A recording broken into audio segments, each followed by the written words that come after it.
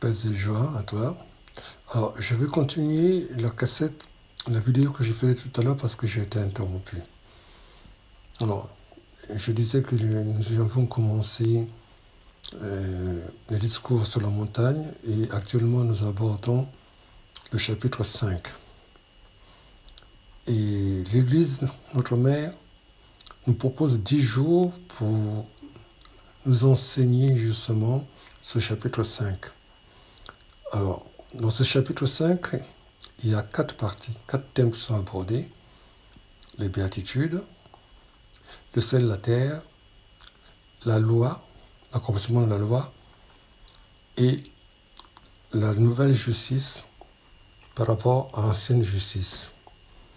Donc en fait, l'Église prend 3 jours pour nous parler des 3 premiers thèmes et 7 jours pour nous parler de la nouvelle justice et l'ancienne justice. Parce que en fait, Jésus va les développer sérieusement cette partie de la nouvelle justice.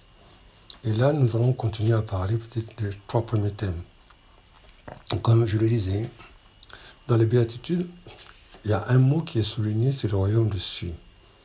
Je vous disais aussi, lorsque Jésus commence son ministère, dans la première fois que Jésus parle dans l'évangile de Marc 1, verset 15, il est dit ceci, « Les temps sont accomplis, le royaume est proche,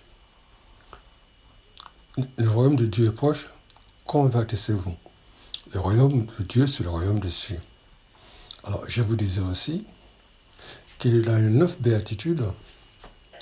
Il y a 3 béatitudes où il est écrit « le royaume est ». Ça veut dire que le royaume est ici-bas. De ces 3 béatitudes, on a la première, qui est « heureux le pauvre de cœur ». Le royaume est. Ensuite, heureux ceux qui sont persécutés à cause de la justice. Le royaume est. Et le dernier, heureux ceux qui sont persécutés à cause de mon nom.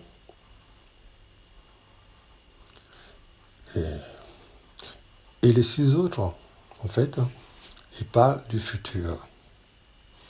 C'est-à-dire que notre vie ici terrestre concerne le présent en tant que chrétien et le futur.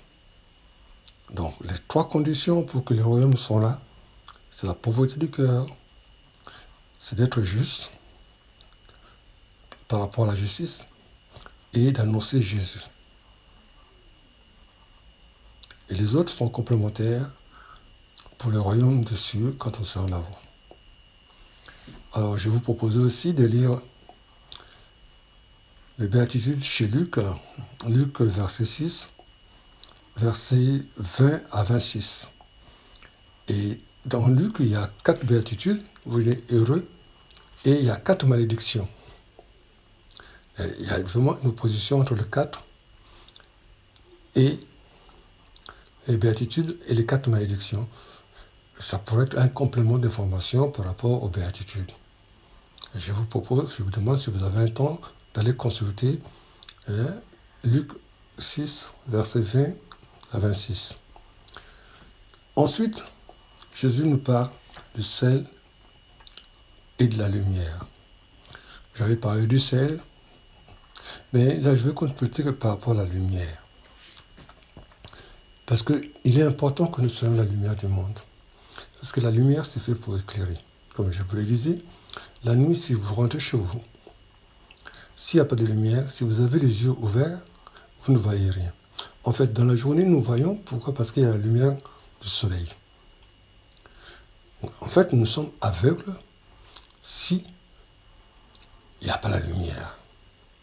Rappelons-nous de 2 disciples d'Emmaüs où Luc dit leurs yeux s'ouvrirent. Mais parce que les yeux du cœur étaient fermés, ils n'avaient pas compris que Jésus était le Sauveur. À la fraction de pain, Luc dit leurs yeux s'ouvrirent. Ils avaient perçu la lumière du Seigneur. Et nous sommes appelés justement à devenir de lumière des icônes du Christ autour de nous pour illuminer ce monde qui est en ténèbres. Et nous ne devons pas participer, comme Paul le dit, dans les œuvres de ténèbres. Hélas, malheureusement, souvent les chrétiens, nous participons aux œuvres de ténèbres. Et le royaume de cieux s'éloigne de plus en plus pour beaucoup d'entre nous. Donc, nous devons faire attention à être dans la vérité. Jésus dit, vous êtes la lumière, vous êtes le seul de la terre. Et on n'allume pas une lampe pour le mettre sur le boisseau. Comme ce cierge qu'on nous donne le jour de notre baptême, malheureusement, nous allons le garder, nous le cachons quelque part, et nous sommes loin d'être des chrétiens. Alors, nous sommes baptisés et nous recevons l'Esprit Saint, c'est pour devenir des témoins du Christ. Pour rayonner, pour irradier ce monde. Nous recevons la lumière du Christ pour illuminer autour de nous, pour que nous soyons des témoins. Alors, le troisième thème dont on devait parler, c'est l'accomplissement de la loi. Jésus dit, il n'est pas venu pour abolir la loi. Il est venu pour l'accomplir. Et il dit ceci, justement, ne pensez pas que je sois venu abolir la loi ou les prophètes. Je ne suis pas venu abolir, mais accomplir. Amen, je vous le dis, avant que le ciel et la terre disparaissent, pas un seul iota, pas un seul trait ne disparaîtra de la loi jusqu'à tout se réalise. Donc, celui qui rejettera un seul de ces plus petits commandements et qui enseignera aux hommes de faire ainsi sera déclaré le plus petit dans le royaume des cieux. Là encore, c'est le royaume des cieux. C'est lui qui enseignera sera déclaré le plus petit dans le royaume des cieux. Mais c'est lui qui les observera et les enseignera. Celui-là sera déclaré grand dans le royaume des cieux. Et là, justement, jusqu'à présent, Jésus nous parle du royaume des cieux. Nous sommes les enfants du ciel. N'oublions pas ça. Un chrétien, c'est un enfant du ciel. Ce n'est pas la terre. Cherchez d'abord le royaume des cieux et tout nous sera donné par sur quoi.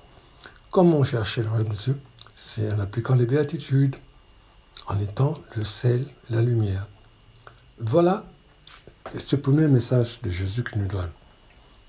Et là, Jésus nous enseigne. Oh, nous sommes ses disciples. Le disciple écoute la voix de son maître. Et nous verrons justement, à la fin du chapitre 7, quelle est la conclusion que Jésus donne par rapport à ce passage sur le sermon sur la montagne. Mais nous faisons de pas à pas, et il faut nous arrêter sur des mots. Essayons de comprendre la portée de ce message évangélique qui nous rappelle que pour être chrétien, voilà quelles sont les conditions, comment nous devons vivre en tant que chrétiens. Que Dieu nous bénisse. Nous continuons pas à pas. À bientôt. Soyez bénis. Amen. Alléluia.